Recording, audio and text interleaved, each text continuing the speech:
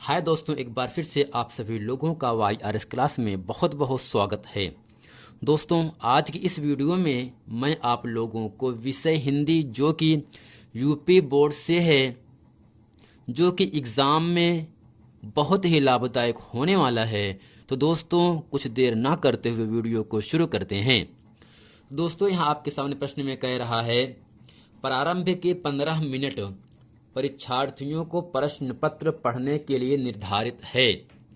अब दोस्तों, प्रश्न नंबर 1 आपके सामने इसमें कह रहा है, का है निम्नलिखित में से कोई एक कथन सही है यानी सही सत्य है, उसे पहचान कर लिखिए। यानी दोस्तों, प्रश्न नंबर 1 के का में 4 प्रश्न दिए गए हैं। इन चारों प्रश्नों में एक प्रश्न सही है और हमें सही प्रश्न का चयन करना है। तो दोस्तों, प्रश्न नंबर का पहला है, सरस्वती पत्रिका की संपादक महादेवी वर्मा थी, ये गलत है। दूसरा है, क्या भूलूं क्या याद करूं हरिवंश राय बच्चन की आत्मकथा है। तीसरा है, राम विलास शर्मा कवि के रूप में प्रसिद्ध हैं। चौथा यहाँ से है, मैला आंचल कहानी विधा की रचना है। तो दोस्तों, इन चारों ऑप्शन में ऑप्शन नंबर आपका दूसरा सही है। क्या भूलूं क्या याद करूं हरिवंश राय बच्चन की आत्मकथा है। क्या भूलूं क्या याद करूं हरिवंश राय बच्चन की क्या है दोस्तों, आत्मकथा है। अब दोस्तों, यहां आपके सामने प्रश्न नंबर ख कह रहा है, रश्मि मानसा किसकी आलोचना कृति है। ऑप्शन यहाँ पहला आपके सामने है, रामचंद्र शुक्ल। दूसरा है, महावीर प्रसाद द्विवेदी। तीसरा है, रांगे राघव। चौथा है, केदारनाथ सिंह। तो दोस्तों, रश्मिमांसा रामचंद्र शुक्ल की आलोचना कृति है, जो कि ऑप्शन आपका पहला सही है। अब दोस्तों, प्रश्न नंबर 1 का प्रश्न नंबर ग कह रहा है, निम्नलिखित में से किसी एक रचना के लेखक का नाम लिखिए। पहला दोस्तों यहाँ से है, अथाह सागर। अथाह सागर के लेखक का नाम क्या है। तो दोस्तों, आपको याद रखना है, अथाह सागर के लेखक का नाम जयप्रकाश भारती है। कौन है दोस्तों, जयप्रकाश भारती। दोस्तों, आपको याद क्या रखना है, अथाह सागर के लेखक कौन हैं, जयप्रकाश भारती हैं। और दोस्तों, जयप्रकाश भारती हिंदी के प्रख्यात लेखक और नंदन के पूर्व संस्थापक थे। अब दोस्तों, प्रश्न नंबर यहाँ से दूसरा है, अर्धनारीश्वर के लेखक कौन है। तो दोस्तों, आपको याद होना चाहिए, अर्धनारीश्वर के लेखक कौन हैं, विष्णु प्रभाकर जी हैं। तो दोस्तों, कौन हैं, विष्णु प्रभाकर हैं, विष्णु प्रभाकर। और दोस्तों, हम ये आपको बता देना चाहते हैं, ये जो आपका अर्धनारीश्वर है, ये एक आपका उपन्यास है। कौन है दोस्तों, उपन्यास है।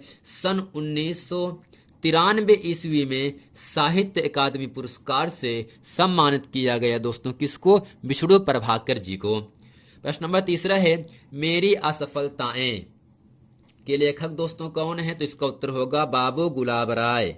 बाबू गुलाब राय। मेरी असफलताएं के लेखक कौन है दोस्तों, बाबू गुलाब राय जी हैं। कौन है दोस्तों, बाबू गुलाब राय हैं। अब दोस्तों, प्रश्न नंबर अगला है, लहरों के राजहंस, इसके लेखक हैं दोस्तों मोहन राकेश। कौन है, मोहन राकेश। दोस्तों, आपको याद क्या रखना है, जो मोहन राकेश हैं, अर्थात जो लहरों का राजहंस है, ये आप एक नाटक है। इसका प्रथम प्रकाशन जो हुआ था वो सन 1963 ईस्वी में और संशोधित प्रकाशन 1968 ईस्वी में हुआ था। तो दोस्तों, अथाह सागर के लेखक जयप्रकाश भारती हैं, अर्धनारीश्वर के लेखक विष्णु प्रभाकर हैं, मेरी असफलताएं बाबू गुलाब राय हैं, जबकि लहरों के राजहंस के लेखक कौन हैं, मोहन राकेश हैं। अब दोस्तों, प्रश्न नंबर घ आपके सामने यहां से कह रहा है, गेहूं और गुलाब किसकी रचना है। दोस्तों, पहला है, राम वृक्ष बेनीपुरी, महादेवी वर्मा, राम विलास शर्मा, प्रेमचंद। तो दोस्तों, गेहूं और गुलाब की रचना कौन है, रचनाकार कौन है। तो इसका सिंपल उत्तर हो जाएगा ऑप्शन आपका पहला, राम वृक्ष बेनीपुरी। गेहूं और गुलाब की रचना किए थे। अब दोस्तों प्रश्न नंबर आपका अड़ा आपके सामने यहाँ से कह रहा है, त्यागपत्र किस विधा की रचना है। तो दोस्तों आपको याद रखना है, जो त्यागपत्र है ये उपन्यास विधा की रचना है। दोस्तों क्या है, त्यागपत्र उपन्यास विधा की रचना है, और जिसके लेखक दोस्तों कौन हैं, जैनेन्द्र कुमार हैं। अगर कोई आपसे पूछे त्यागपत्र के लेखक कौन है, तो आपका उत्तर होना चाहिए जैनेन्द्र कुमार। त्यागपत्र किस विधा की रचना है, तो इसका उत्तर हो जाएगा आपको उपन्यास विधा की रचना है। अब दोस्तों प्रश्न नंबर दूसरे का है, रीत मुक्त धारा की किन्हीं दो कवियों का नाम लिखिए। जैसा कि एग्जाम में 2 नंबर के लिए आपसे पूछा जाएगा। ख है, छायावाद की 2 प्रवृत्तियों का उल्लेख कीजिए। चाहे दोस्तों प्रवृत्ति कहे चाहे इसकी विशेषता कहे, ठीक, इन दोनों का मतलब क्या होगा, हमें इसका प्रवृत्ति या इसका हमें विशेषता लिखना है। प्रश्न नंबर ग है, उत्तरायण कृत के रचनाकार का नाम लिखिए। जैसा कि दोस्तों एग्जाम में 1 नंबर के लिए आपसे पूछता है। आइए दोस्तों चलते प्रश्न नंबर 2 का खा और गा इसे अच्छे तरीके से हम पढ़ते हैं। अब दोस्तों यहाँ से इसके उत्तर में हम लिखेंगे, रीत मुक्त धारा की 2 कवि निम्नलिखित हैं। दोस्तों यहाँ पर कई कवि हैं रीत मुक्त धारा के। पहला यहाँ से आलम, दूसरा है घनानंद, तीसरा है बोधा ठाकुर और द्विज देव हैं। यानी दोस्तों रीत मुक्त धारा की आलम, घनानंद, बोधा ठाकुर और द्विज देव कवि हैं। अब दोस्तों प्रश्न नंबर ख था, छायावाद की 2 प्रवृत्तियों का उल्लेख कीजिए। दोस्तों इसके उत्तर में लिखेंगे, छायावाद की 2 प्रवृत्तियां निम्न हैं। दोस्तों पहला है नारी सौंदर्य और प्रेम चित्रण, दूसरा है कल्पना की प्रधानता। दोस्तों अगर आपसे पूछे छायावाद की 2 प्रवृत्तियों का उल्लेख कीजिए, तो आपको उत्तर होना चाहिए नारी सौंदर्य और प्रेम चित्रण, दूसरा होगा कल्पना की प्रधानता। अब प्रश्न नंबर दोस्तों गा आपके सामने यहाँ से कह रहा है, उत्तरायण कृत के रचनाकार का नाम लिखिए। उत्तरायण कृत के रचनाकार का नाम लिखिए। तो दोस्तों इसका उत्तर होगा उत्तरायण कृत के रचनाकार राम कुमार वर्मा हैं। दोस्तों कौन है, राम कुमार वर्मा हैं। यह कौन, राम कुमार वर्मा। राम कुमार वर्मा इलाहाबाद विश्वविद्यालय में हिंदी विभाग के प्रवक्ता भी रहे थे। दोस्तों जो राम कुमार वर्मा हैं ये इलाहाबाद अर्थात प्रयागराज के विश्वविद्यालय में हिंदी विभाग के प्रवक्ता भी रहे थे।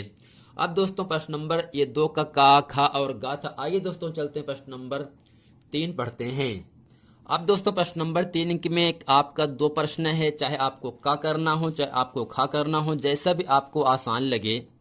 यानी प्रश्न नंबर 3 में अथवा करके आपसे 2 प्रश्न पूछेगा, इन दोनों में केवल आपको एक करना है, चाहे का करना चाहे का अथवा का प्रश्न आपको करना है।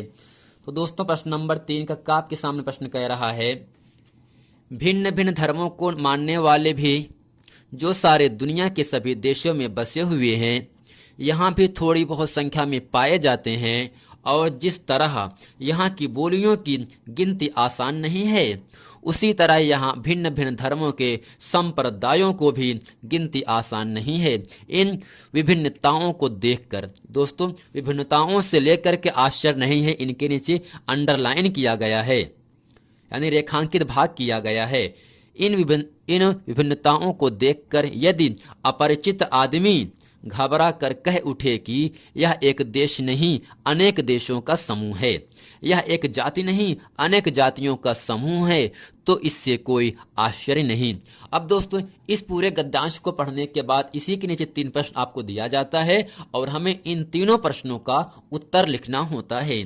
दोस्तों प्रश्न नंबर पहला है, उपर्युक्त गद्यांश का संदर्भ लिखिए। दोस्तों संदर्भ का मतलब ये होता है ये पूरा गद्यांश किस पाठ से आया है और इस पाठ के लेखक कौन हैं। अब दोस्तों प्रश्न नंबर दूसरा है, रेखांकित अंशों की व्याख्या, यानी दोस्तों विभिन्नताओं से लेकर के कोई आश्चर्य नहीं है, इस पूरे गद्यांश के भाव को हमें अपने शब्दों में लिख देना है बस। तीसरा है, उपर्युक्त गद्यांश में भारत की बोलियों एवं संप्रदायों के संबंध में लेखक द्वारा क्या बताया गया है। आइए दोस्तों प्रश्न नंबर 3 का प्रश्न नंबर फर्स्ट, सेकंड और थर्ड इसे अच्छे तरीके से हम पढ़ते हैं।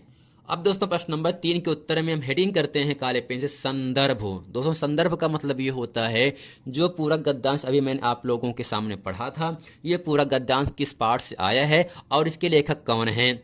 दोस्तों इसमें लिखेंगे संदर्भ। प्रस्तुत गद्यांश हमारी पाठ्य पुस्तक में संकलित भारतीय संस्कृति पाठ से उद्घृत किया गया है या दोस्तों लिया गया है। इसके लेखक डॉक्टर राजेंद्र प्रसाद जी, यानी दोस्तों जो मैंने आप लोगों को अभी गद्यांश पढ़ा था वो भारतीय संस्कृति पाठ से आया है और भारतीय संस्कृति पाठ के लेखक कौन हैं? डॉक्टर राजेंद्र प्रसाद हैं। अब दोस्तों इसके बाद हेडिंग करके लिखते हैं रेखांकित अंश की व्याख्या। दोस्तों इसमें लिखेंगे इन पंक्तियों में लेखक कहता है कि भारत के विभिन्न प्रांतों की विभिन्नताओं को देखकर कोई अजनबी व्यक्ति ऐसा अनुभव करता है, ऐसा प्रतीत होता है कि भारत एक देश न होकर कई देशों का समुच्चय है यानी सेट है। इसी प्रकार भारत की अनेक जातियों को अनेक राष्ट्रीयताओं में गिना जा सकता है। ऊपर से देखने पर ऐसा ही आभास मिलता है, ऐसा ही महसूस होता है, जबकि गहराई में देखने पर डीपली में जाने पर पता चलता है कि सब ने एक में मिश्रित होकर विराट भारतीय संस्कृति की उच्चता को और अधिक गौरवशाली बनाया है। अब दोस्तों प्रश्न नंबर 3 आपके सामने यहां से कह रहा था, इसमें दोस्तों कह रहा था उपर्युक्त गद्यांश में भारत की बोलियों एवं संप्रदायों के संबंध में लेखक द्वारा क्या बताया गया। अब दोस्तों इसके उत्तर में यहां से हम लिखेंगे प्रश्न नंबर 3 में प्रस्तुत गद्यांश में भारत की बोलियों एवं संप्रदायों के संबंध में बताया गया कि यहाँ की बोलियों की गिनती आसान नहीं, उसी तरह यहाँ के भिन्न भिन्न संप्रदायों को भी गिनती सरल नहीं है। दोस्तों ये था प्रश्न नंबर 3 का। प्रश्न नंबर दोस्तों 3 में आपसे का और अथवा करके 2 प्रश्न पूछता है, इन दोनों में केवल हमें एक ही करना पड़ता है। अब दोस्तों प्रश्न नंबर 5 आपके सामने कह रहा है। दोस्तों प्रश्न नंबर 5 में का और खा करके 2 प्रश्न पूछता है, इन दोनों में एक गद्य साहित्य का जीवन परिचय पूछा जाएगा, जबकि प्रश्न नंबर खा में पद्य साहित्य का आपका एक जीवन परिचय पूछा जाता है, जो कि एग्जाम में 3 नंबर के लिए आपसे पूछा जाएगा। दोस्तों प्रश्न नंबर 5 का आपके सामने कह रहा है, निम्नलिखित में से किसी एक लेखक का जीवन परिचय देते हुए उनकी किसी एक रचना का उल्लेख कीजिए। दोस्तों यहाँ 4 है, आचार्य रामचंद्र शुक्ल जी हैं, डॉक्टर भगवत उपाध्याय जी हैं, जयशंकर प्रसाद हैं। इन तीनों में किसी एक का हमें जीवन परिचय लिखना है और उनकी एक रचना का नाम भी लिखना है। आइए दोस्तों चलते हैं प्रश्न नंबर 5 का प्रश्न नंबर पहला पढ़ते हैं, अर्थात आचार्य रामचंद्र शुक्ल का जीवन परिचय अच्छे तरीके से हम आप लोगों को पढ़ाते हैं। जैसा कि दोस्तों आचार्य रामचंद्र शुक्ल का जीवन परिचय 2010, 11, 12, 13, 14, 15, 16, 17, 18, 19 में पूछा गया है और मैं ये आशा करता हूं कि 2022 में जो 24 मार्च से परीक्षाएं होने वाली हैं उनमें इनका जीवन परिचय पूछा जाए। अब दोस्तों जब इनका जीवन परिचय लिखते हैं तो सबसे पहले काले पेन से हम कॉपी में हेडिंग करके लिखते हैं आचार्य रामचंद्र शुक्ल एकदम ऊपर से, फिर किनारे लिखेंगे जीवन परिचय। दोस्तों इसमें लिखेंगे हिंदी के प्रतिभा संपन्न मूर्धन्य समीक्षक एवं युग परिवर्तक साहित्यकार आचार्य रामचंद्र शुक्ल का जन्म सन 1884 ईस्वी में बस्ती जिले के अगोना नामक ग्राम के एक संभ्रांत परिवार में हुआ था। यानी दोस्तों आचार्य रामचंद्र शुक्ल का जन्म 1884 ईस्वी में बस्ती जिले के अगोना नामक ग्राम में एक संभ्रांत परिवार में हुआ था। इनके पिता चंद्रबली, दोस्तों पिता का नाम क्या है इनके? चंद्रबली शुक्ल मिर्जापुर में कानूनगो थे। इनकी माता अत्यंत विदुषी और धार्मिक थीं। इनकी प्रारंभिक शिक्षा दीक्षा अपने पिता के पास जिले की राठ तहसील में हुई और इन्होंने मिशन स्कूल से 10वीं की परीक्षा उत्तीर्ण की। अगर दोस्तों कोई आपसे पूछे आचार्य रामचंद्र शुक्ल ने हाई स्कूल की परीक्षा किस स्कूल में पास की थी, तो आपका उत्तर होना चाहिए मिशन स्कूल से 10वीं की परीक्षा उत्तीर्ण की।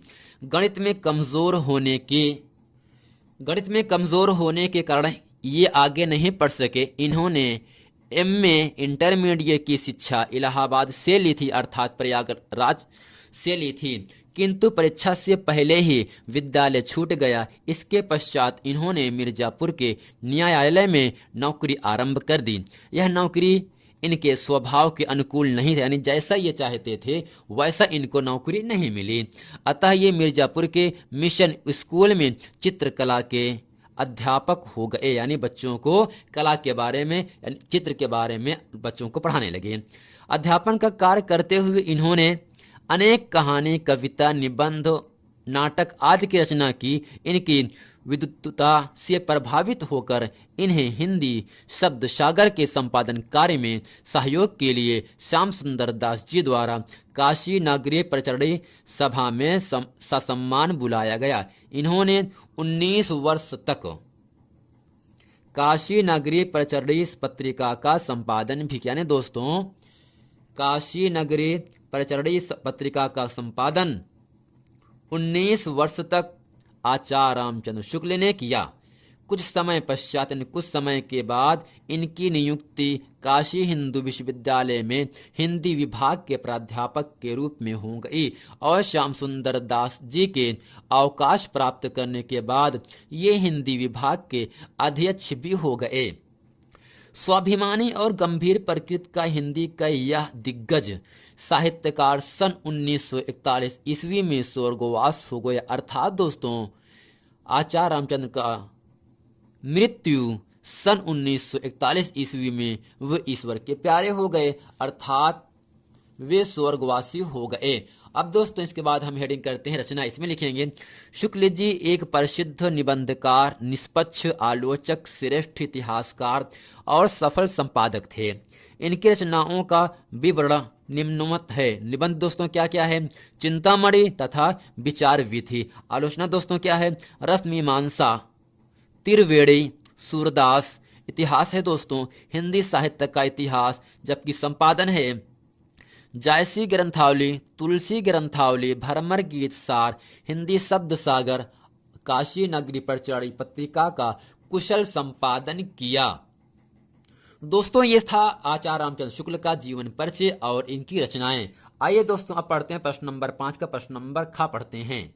अब दोस्तों, प्रश्न नंबर 5 का प्रश्न नंबर ख कह रहा है, निम्नलिखित कवियों में से किसी एक कवि का जीवन परिचय दीजिए तथा उनकी किसी एक रचना का नाम लिखिए। दोस्तों, जैसा कि एग्जाम में 3 नंबर के लिए आपसे पूछा जाता है। दोस्तों, इस 3 नंबर में लिखने के लिए आपका पहला है यहाँ से मैथिली शरण गुप्त है, दूसरा है महादेवी वर्मा है, तीसरा है सूरदास। दोस्तों, इन तीनों में जिसका जीवन परिचय अच्छे तरीके से आप लोगों को याद रहेगा उसी को अच्छे तरीके से आपको लिख देना है और आपको 3 नंबर की प्राप्ति हो जाएगी।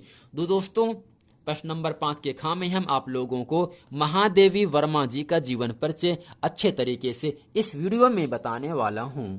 जैसा कि दोस्तों प्रश्न में महादेवी वर्मा का जो जीवन परिचय है 2010, 11, 12, 13, 14, 15, 17, 18, 19 में पूछा गया है और मैं ये आशा करता हूं 2022 में जो होने वाली परीक्षाएं 24 मार्च को हैं ये प्रश्न उनमें पूछा जाए और अच्छे तरीके से आप लोगों का इन सभी लोगों का जीवन परिचय याद होना बहुत ज़रूरी है।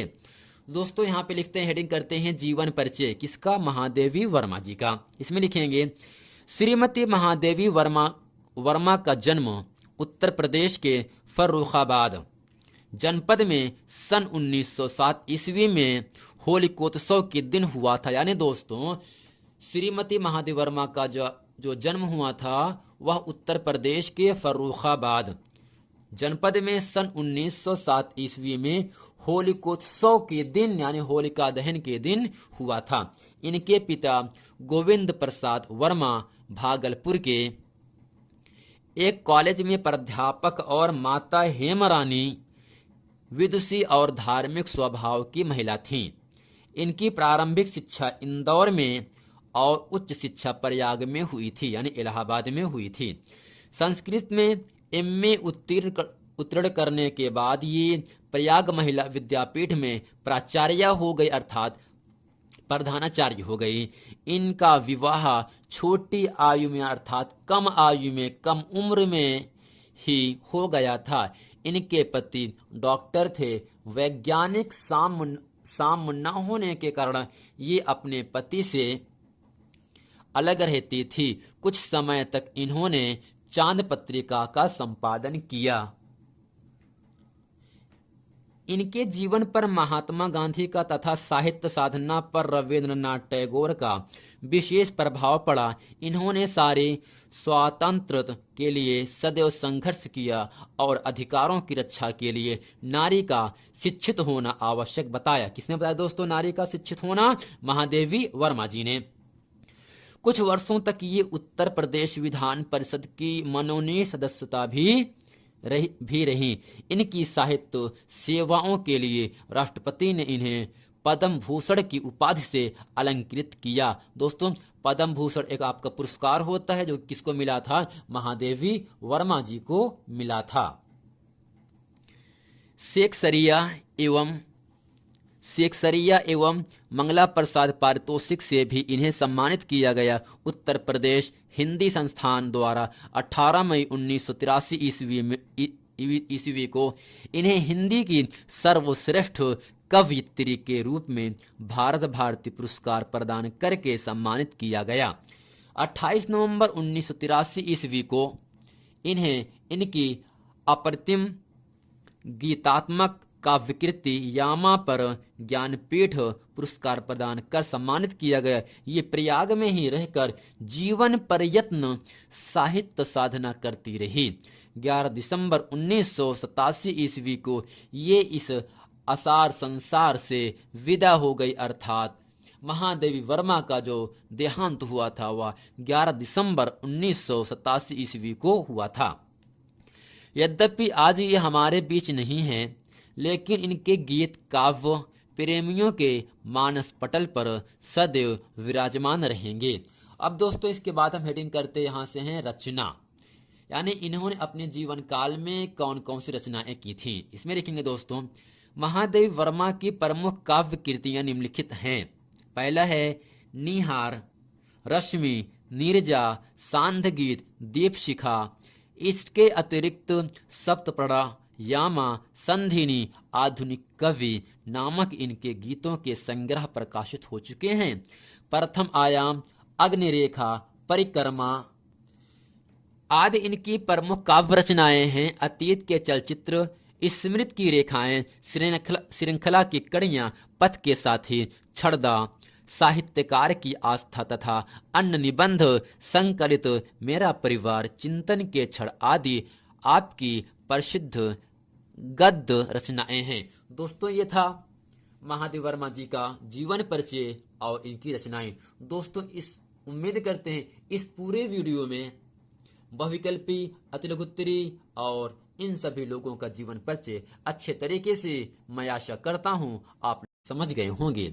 मिलते हैं फिर नेक्स्ट वीडियो में, तब तक के लिए थैंक यू।